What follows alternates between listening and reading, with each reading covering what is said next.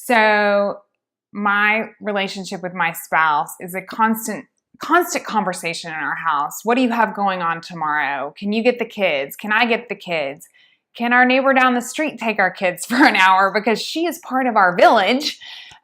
Always have a lot of people in your village. But, when people ask me, well, how do you manage all the things you're doing and, being an active parent? And I will say, I'm very thoughtful about the things I say yes to at school. So if it's going to be, a sewing project where I get to interact with my child at school for an hour and we're going to actively do a project together, I am there.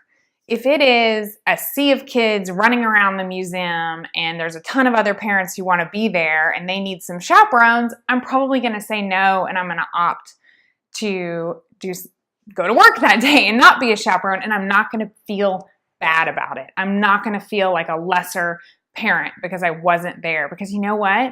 My kid still knows that I love him even though I didn't go to the museum that day with the class.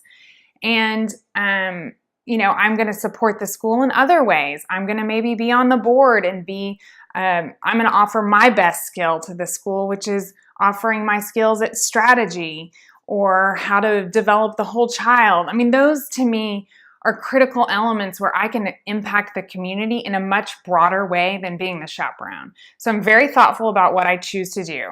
Okay, back to the partnership with the husband and or your significant other. How you manage the balance, which I'm going to go back to, is actually a seesaw. Because on some days I have to give up a little bit more, and on some days he has to give up a little bit more. And it's a constant conversation, but not one person wins all the time. And, as you choose jobs, you have to have the conversation up front. What will this mean for us? How are we going to negotiate it? How are we going to get through each day? And I think it's a real fail in your partnership if one person wins all the time. And there's financial impact, there's lifestyle impact, there's kid impact. Maybe your kid can't participate in 5 different activities. Guess what? They're exhausted anyway. They don't want to. But, maybe you say, you know what? We're going to choose 2 activities. One of them needs to be a sport. One of them needs to be an instrument. That's what my kid needs to do. Does it work better for our family to do it during the week or to do it on the weekends? Guess what? That's also going to change. What works today will not work tomorrow.